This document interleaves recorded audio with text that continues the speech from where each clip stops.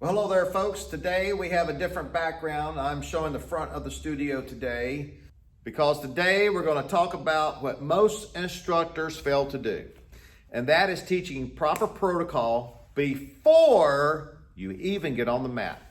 Typically, schools either bow at the front door when they come in and they leave, or they bow before the mat, coming on the mat and turning around and bowing when you come off the mat. Why do we do that? Show respect for the training area, etc.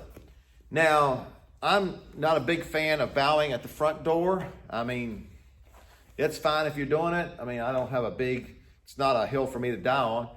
It can just be a bottleneck, especially if you have classes back to back. You got a bunch of people leaving, a bunch of people coming in, or you have a big class that's all leaving and somebody's walking out, the other person's turning, and they just have to be educated on how to do that.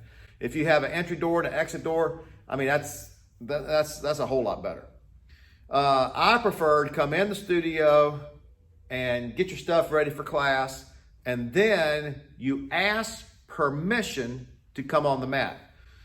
That starts with us in the first class. The very first class, they come up to the edge of the mat. I have them come up to the edge of the mat and explain why we bow. And then I ask them, is this my place or is this your place? And they'll say, it's your place.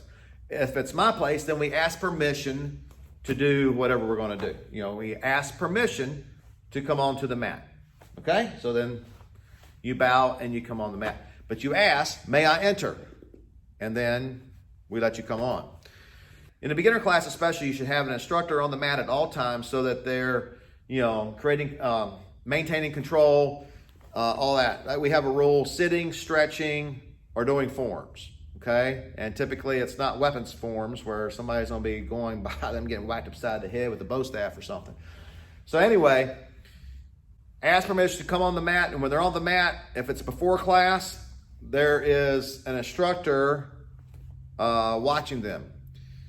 Second thing to consider is I don't let them come on the mat way ahead of time. That just gives the little ones time to get in trouble. 5 minutes before class, they start asking permission. That gives us time to clear everybody else out and we have 15-minute break in between classes typically. I like that for business, and then also get ready for that next class, know who's there, greet everybody, etc.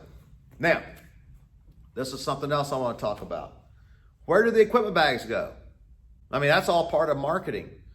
You have different programs in the school. They should have a bag. That should be lined up neatly somewhere. The more militaristic you can make your class, the more valuable.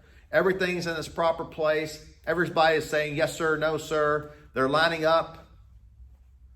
So the equipment bags need to go somewhere, neat and organized. Somebody needs to be in charge of that.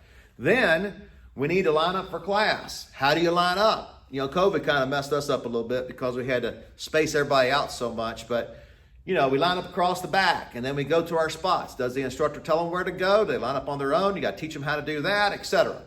And again, the more militaristic you can make it look, the better. But it's a learning process. And understand when we're doing all this stuff and these protocols, the two reasons why adults do not join martial arts is fear of injury and the fear of looking silly. So in the beginner class especially, don't have the adults looking silly, like lining up next to the observers.